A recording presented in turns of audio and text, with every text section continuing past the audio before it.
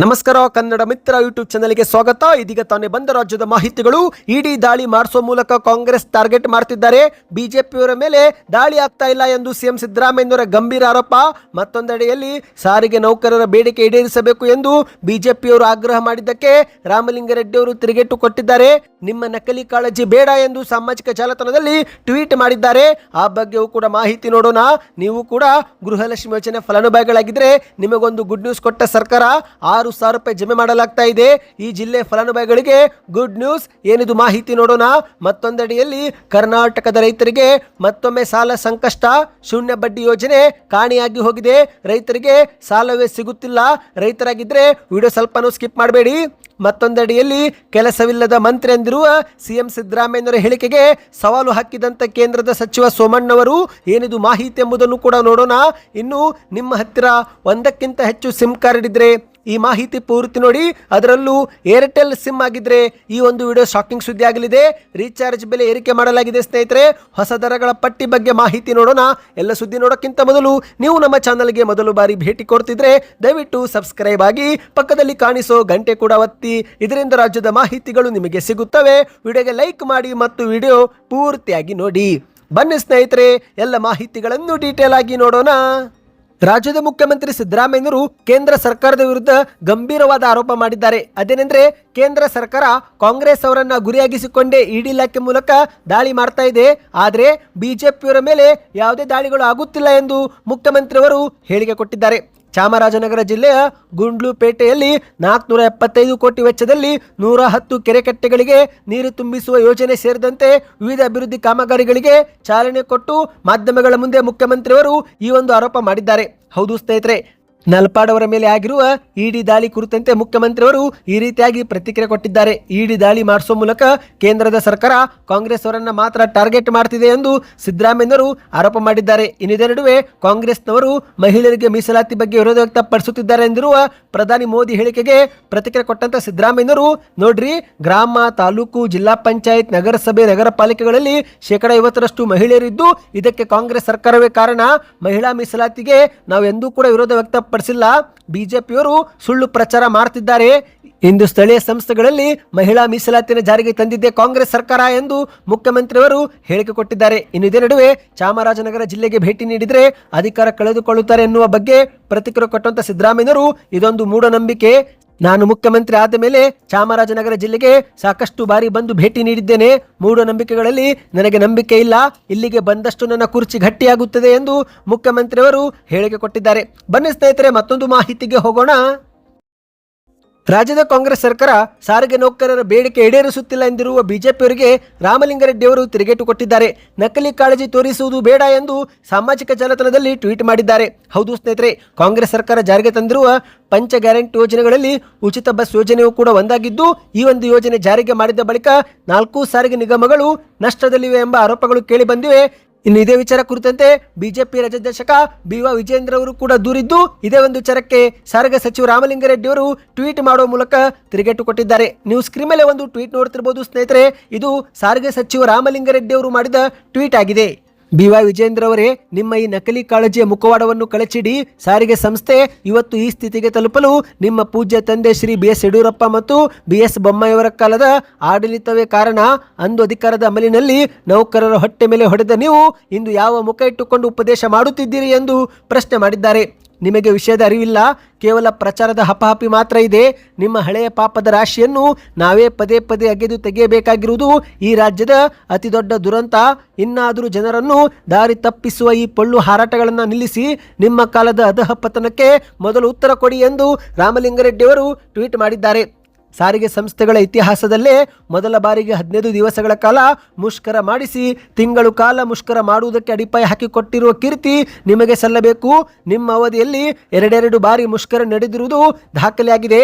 ಮುಷ್ಕರದ ಹೆಸರಿನಲ್ಲಿ ಸಾವಿರಾರು ಸಂಖ್ಯೆ ನೌಕರರನ್ನು, ಅಂದಾಜು 3,500 ನೌಕರರನ್ನು ಕೆಲಸದಿಂದ ವಜಾ ಮತ್ತು ಅಮಾನತು ಮಾಡಿ FIR ಕೂಡ ಹಾಕಿಸಿ ಇಂದಿಗೂ ಕೋರ್ಟು ಕಚೇರಿ ಎಳೆಯುತ್ತಿರುವ ಬಗ್ಗೆ ಮಾಹಿತಿ ಪಡೆದುಕೊಳ್ಳಿ. ನಿಮ್ಮ ಆಡಳಿತದ ಅವಧಿಯಲ್ಲಿ ತಿಂಗಳಿಗೆ ಸರಿಯಾಗಿ ವೇತನ ಪಾವತಿ ಮಾಡದೆ ಈ ತಿಂಗಳ ಸಂಬಳ ಮುಂದಿನ ತಿಂಗಳು ಇಲ್ಲವೇ ಅರ್ಧ ಸಂಬಳ ನೀಡುತ್ತಿದ್ದು ನಿಮಗೆ ದಾಖಲೆ ಬೇಕೇ? ವೇತನ ಪರಿಷ್ಕರಣೆ ಮಾಡಿ ಹಣ ಪಾವತಿ ಮಾಡದೆ ಬಾಕಿ ಇಟ್ಟು ಹೋಗಿದ್ರಲ್ಲ, ಇದರ ಭಾಗವೇ ಈಗಿನ ಮುಷ್ಕರದ ಕೂಗು. 2020ರಲ್ಲಿ ಆಗಬೇಕಾಗಿದ್ದಂತ ವೇತನ ಪರಿಷ್ಕರಣೆಯನ್ನು 2023 ಮಾರ್ಚ್ನಲ್ಲಿ ಅಂದ್ರೆ 38 ತಿಂಗಳ ನಂತರ ಮಾಡಿದ್ದು ತಡವಲ್ಲವೇ? ಈಗ ತಾವು ವೇತನ ಪರಿಷ್ಕರಣೆ ತಡವಾಗಿರುವ ಬಗ್ಗೆ ಮಾತನಾಡುವುದಕ್ಕೆ ಯಾವ ನೈತಿಕತೆ ಇದೆ ಎಂದು ಟ್ವೀಟ್ ಮಾಡಿದ್ದಾರೆ. ವೇತನ ಪರಿಷ್ಕರಣೆ ಘೋಷಿಸಿ ಯಾವುದೇ ಅನುದಾನವನ್ನು ಕೂಡ ನೀಡದೆ ನಿವೃತ್ತಿ ನೌಕರರ ಹಿಂಬಾಕಿಯನ್ನು ನಮ್ಮ ಆಡಳಿತ ಅವಧಿಯಲ್ಲಿ ನಾವು ಪಾವತಿ ಮಾಡಿದ್ದೇವೆ. 2019ರಿಂದ 2023ರ ಅವಧಿಯಲ್ಲಿ ರಾಜ್ಯದ 4 ರಸ್ತೆ ಸಾರಿಗೆ ಸಂಸ್ಥೆಗಳಲ್ಲಿ ಸಮರ್ಪಕವಾಗಿ ಹೊಸ ಬಸ್ಸುಗಳು ಸೇರ್ಪಡೆ ಆಗಲಿಲ್ಲ ಮತ್ತು ಹೊಸ ನೇಮಕಾತಿಗಳು ಕೂಡ ಸ್ಥಗಿತವಾಗಿತ್ತು ಎಂದು ರಾಮಲಿಂಗಾರೆಡ್ಡಿ ಅವರು ಟ್ವೀಟ್ ಮಾಡಿದ್ದಾರೆ. ಬನ್ನಿ ಸ್ನೇಹಿತರೆ, ಮತ್ತೊಂದು ಮಾಹಿತಿಗೆ ಹೋಗೋಣ.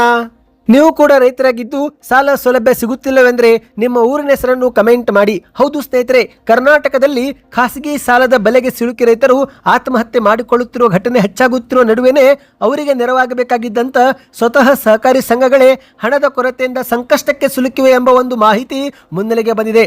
ಹೌದು, ಸರ್ಕಾರದ ಶೂನ್ಯ ಬಡ್ಡಿ ದರದ ಸಾಲ ಯೋಜನೆಯು ಬಹುತೇಕ ರೈತರಿಗೆ ಸಿಗುತ್ತಿಲ್ಲ. ಇದರ ಪರಿಣಾಮವಾಗಿ ರೈತರು ಇತರರ ಬಳಿ ಕೈ ಸಾಲ ಮಾಡುತ್ತಿದ್ದು ಸಾಲ ತೀರಿಸಲಾಗದೆ ಆತ್ಮಹತ್ಯೆಗೆ ಶರಣಾಗ್ತಿದ್ದಾರೆ. ಹೌದು ಸ್ನೇಹಿತರೆ, ಮಾಹಿತಿಯ ಪ್ರಕಾರ ಎಷ್ಟೋ ರೈತರಿಗೆ ಶೂನ್ಯ ಬಡ್ಡಿ ದರದ ಸಾಲ ಸೌಲಭ್ಯ ಸಿಗ್ತಾ ಇಲ್ಲ ಸ್ನೇಹಿತರೆ. ಇದಕ್ಕೆ ಪ್ರಮುಖ ಕಾರಣವೇ ನಬಾರ್ಡ್. ಹೌದು ಸ್ನೇಹಿತರೆ, ನಬಾರ್ಡ್ ಸಂಸ್ಥೆಯಿಂದ 4.5% ಬಡ್ಡಿ ದರದಲ್ಲಿ ದೊರೆಯುತ್ತಿದ್ದಂತ ಪುನರ್ಧನ ಸಾಲವನ್ನು 2024-25ರಲ್ಲಿ ಕರ್ನಾಟಕಕ್ಕೆ 58% ಕಡಿತ ಮಾಡಲಾಗಿದ್ದು ಇದರಿಂದಲೇ ಈ ಒಂದು ಪರಿಸ್ಥಿತಿ ಎದುರಾಗಿದೆ. ಅಂದ್ರೆ ಸ್ನೇಹಿತರೆ, ಮೊದಲು ವರ್ಷಕ್ಕೆ ಸುಮಾರು 5,600 ಕೋಟಿ ರೂಪಾಯಿ ಸಾಲ ಬರ್ತಿತ್ತು. ಆದರೆ ಈಗ ಅದು ಕಡಿತವಾಗಿ 2,300 ಕೋಟಿಗೆ ಇಳಿಸಲಾಗಿದೆ. ಹಾಗಾಗಿನೇ ಸಾಕಷ್ಟು ರೈತರಿಗೆ ಶೂನ್ಯ ಬಡ್ಡಿ ಸಾಲ ಸೌಲಭ್ಯ ಸಿಗುತ್ತಿಲ್ಲ ಸ್ನೇಹಿತರೆ. ಅಷ್ಟು ಮಾತ್ರವಲ್ಲ, ನಬಾರ್ಡ್ ಇದೀಗ ಹೆಚ್ಚಿನ ಸಾಲಗಳಿಗೆ 8% ಬಡ್ಡಿ ವಿಧಿಸುತ್ತಿರುವುದರಿಂದ ಇತ್ತ ಸಹಕಾರಿ ಸಂಘಗಳು ದುಬಾರಿ ಬಡ್ಡಿಯಲ್ಲಿ ಸಾಲ ಪಡೆದು ರೈತರಿಗೆ ನೀಡಲು ಹಿಂಜರಿಯುತ್ತಿವೆ. ಯಾಕಂದ್ರೆ ಸಕಾಲದಲ್ಲಿ ಸಹಕಾರಿ ಸಂಘಗಳು ನಬಾರ್ಡ್ಗೆ ಸಾಲ ತೀರಿಸಲಿಲ್ಲವೆಂದರೆ ಆಗ ಸಹಕಾರಿ ಸಂಘಗಳು ಕೂಡ ದಿವಾಳಿಯಾಗುವ ಸಾಧ್ಯತೆ ಇರುತ್ತೆ. ಹಾಗಾಗಿ ನಬಾರ್ಡ್ನಿಂದ ಸಾಲ ಪಡೆದುಕೊಳ್ಳಲು ಕೂಡ ಸಹಕಾರಿ ಸಂಘಗಳು ಹಿಂಜರಿಯುತ್ತಿವೆ ಸ್ನೇಹಿತರೆ. ನೀವು ಕೂಡ ರೈತರಾಗಿದ್ದು ಸಾಲದ ಸೌಲಭ್ಯ ಸಿಗುತ್ತಿಲ್ಲವೆಂದರೆ ನಿಮ್ಮ ಅನಿಸಿಕೆಗಳನ್ನು ಕಮೆಂಟ್ ಮಾಡಿ. ಬನ್ನಿ ಮತ್ತೊಂದು ಮಾಹಿತಿಗೆ ಹೋಗೋಣ. ಕಳೆದ 2 ತಿಂಗಳ ಅವಧಿಯಲ್ಲಿ ಕಾಂಗ್ರೆಸ್ ಸರ್ಕಾರ ಗೃಹಲಕ್ಷ್ಮಿಯರ ಬ್ಯಾಂಕ್ ಖಾತೆಗೆ 3 ಕಂತು ಜಮೆ ಮಾಡಿದೆ. ಹೌದು ಸ್ನೇಹಿತರೆ, ಮಾರ್ಚ್ ತಿಂಗಳಲ್ಲಿ 27, 28 ಕಂತು ಮತ್ತು ಏಪ್ರಿಲ್ ತಿಂಗಳಲ್ಲಿ 29ನೇ ಕಂತು ಬಿಡುಗಡೆ ಮಾಡಲಾಗಿದೆ. ಚಿತ್ರದುರ್ಗ ಜಿಲ್ಲೆಯು ಮೊದಲ ಜಿಲ್ಲೆಯಾಗಿದೆ. ಹೌದು, 29ನೇ ಕಂತು ಪಡೆದುಕೊಂಡ ಜಿಲ್ಲೆ ಮೊದಲು ಚಿತ್ರದುರ್ಗ ಜಿಲ್ಲೆ ಎಂದು ಹೇಳಲಾಗ್ತಾ ಇದೆ ಸ್ನೇಹಿತರೆ. ಸುಮಾರು 3,88,000 ಅಲ್ಲಿನ ಫಲಾನುಭವಿಗಳಿಗೆ 77,66,00,000 ರೂಪಾಯಿ ಬಿಡುಗಡೆ ಮಾಡಲಾಗಿದೆ ಎಂದು ಅಲ್ಲಿನ ಅಧ್ಯಕ್ಷರಾಗಿರುವ ಆರ್ ಶಿವಣ್ಣ ಗಂಜಿಗಟ್ಟಿಯವರು ಮಾಧ್ಯಮಗಳ ಮುಂದೆ ತಿಳಿಸಿದ್ದಾರೆ. ಇನ್ನು ಚಿತ್ರದುರ್ಗ ಮಾತ್ರವಲ್ಲದೆ ಉತ್ತರ ಕರ್ನಾಟಕದ ಬಹುತೇಕ ಜಿಲ್ಲಾ ಫಲಾನುಭವಿಗಳಿಗೆ ಈ ಒಂದು 29ನೇ ಕಂತು ಏಪ್ರಿಲ್ ತಿಂಗಳಲ್ಲಿ ಜಮೆ ಮಾಡಲಾಗಿದೆ. ನಿಮ್ಮ ಬ್ಯಾಂಕ್ ಖಾತೆಗೂ 29ನೇ ಕಂತು ಬಂತ? ಕಮೆಂಟ್ ಮಾಡಿ ಸ್ನೇಹಿತರೆ. ಹೌದು, ಅರ್ಹ ಫಲಾನುಭವಿಗಳ ಬ್ಯಾಂಕ್ ಖಾತೆಗೆ ಇದುವರೆಗೆ 29 ಕಂತು ಹಾಕುವ ಮೂಲಕ ಕಾಂಗ್ರೆಸ್ ಸರ್ಕಾರ 58,000 ರೂಪಾಯಿ ಹಣ ಇದುವರೆಗೆ ಜಮೆ ಮಾಡಿದೆ ಸ್ನೇಹಿತರೆ. ಗೃಹಲಕ್ಷ್ಮಿ ಯೋಜನೆ ಮೂಲಕವೇ ಲಕ್ಷಾಂತರ ಮಹಿಳೆಯರ ಜೀವನದಲ್ಲಿ ಇಂದು ಆರ್ಥಿಕ ಬೆಳಕು ತಂದಿದೆ. ಹೌದು, ಗೃಹಲಕ್ಷ್ಮಿ ಯೋಜನೆ ಜಾರಿಗೆ ಮಾಡಿದ್ದರಿಂದಲೇ ಸಾಕಷ್ಟು ಮಹಿಳೆಯರು ತಮ್ಮ ಬದುಕು ಕಟ್ಟಿಕೊಂಡಿದ್ದು ಇದೇ ಒಂದು ಹಣದಿಂದ ಮನೆಯ ಖರ್ಚು, ಮಕ್ಕಳ ಶಿಕ್ಷಣ, ಆರೋಗ್ಯ ಮತ್ತು ಸಣ್ಣ ಉಳಿತಾಯಕ್ಕೆ ಬಳಸಿಕೊಳ್ಳುತ್ತಿದ್ದಾರೆ. ಗೃಹಲಕ್ಷ್ಮಿ ಯೋಜನೆ ಆರಂಭವಾದ ನಂತರ ಮಹಿಳೆಯರ ಜೀವನದಲ್ಲಿ ಗಮನಾರ್ಹ ಬದಲಾವಣೆ ಕಂಡು ಬಂದಿದೆ ಸ್ನೇಹಿತರೆ. ನೀವು ಕೂಡ ಗೃಹಲಕ್ಷ್ಮಿ ಯೋಜನೆ ಹಣ ಪಡೆದುಕೊಂಡಿದ್ರೆ ಆ ಒಂದು ಹಣದಿಂದ ಏನು ಮಾಡಿದ್ದೀರಾ ಎಂಬುದನ್ನು ಕಮೆಂಟ್ ಮಾಡಿ. ಇದರಿಂದ ಒಂದು ಉತ್ತಮ ಫೀಡ್ಬ್ಯಾಕ್ ಸಿಗುತ್ತೆ. ಬನ್ನಿ ಈಗ ಮತ್ತೊಂದು ಮಾಹಿತಿಗೆ ಹೋಗೋಣ. ಇತ್ತೀಚೆಗೆ ದಾವಣಗೆರೆ ಉಪಚುನಾವಣಾ ಸಮಯದಲ್ಲಿ ಮುಖ್ಯಮಂತ್ರಿ ಸಿದ್ದರಾಮಯ್ಯನವರು ಸೋಮಣ್ಣವರಿಗೆ ಕೆಲಸವಿಲ್ಲದ ಮಂತ್ರಿ ಎಂದು ಹೇಳಿಕೆ ಕೊಟ್ಟಿದ್ರು. ಇದೇ ಹೇಳಿಕೆಗೆ ಕೇಂದ್ರದ ಸಚಿವ ಸೋಮಣ್ಣವರೀಗ ಗರಂ ಆಗಿ ಮಾಧ್ಯಮಗಳ ಮುಂದೆ ಕಿಡಿಕಾರಿದ್ದಾರೆ. ಹೌದು ಸ್ನೇಹಿತರೆ, ಇತ್ತೀಚೆಗೆ ಮುಖ್ಯಮಂತ್ರಿ ಸಿದ್ದರಾಮಯ್ಯನವರು ಮಾಧ್ಯಮಗಳ ಮುಂದೆ ಕರ್ನಾಟಕದ ಸಿಎಂ ಸ್ಥಾನ ಕುರಿತು ಮಾತನಾಡಲು ಸೋಮಣ್ಣ ಏನು ಕಾಂಗ್ರೆಸ್ನ ಹೈಕಮಾಂಡ್ ಅಲ್ಲ, ಅವನೊಬ್ಬ ಕೆಲಸವಿಲ್ಲದ ಮಂತ್ರಿ ಎಂದು ಹೇಳಿಕೆಯನ್ನು ಕೊಟ್ಟಿದ್ರು.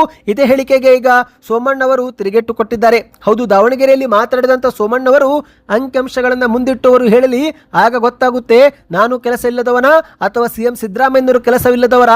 ಚುನಾವಣೆ ಮುಗಿದ ಮೇಲೆ ಬೇಕಾದರೆ ಸಿದ್ದರಾಮಯ್ಯನವರು ಬಂದು ನಮ್ಮ ಕಚೇರಿಯಲ್ಲಿ ಕೇವಲ 1 ಗಂಟೆ ಇರಲಿ, ನಾನು ಕೂಡ ಅವರ ಕಚೇರಿಯಲ್ಲಿ 1 ತಿಂಗಳು ಇರುತ್ತೇನೆ.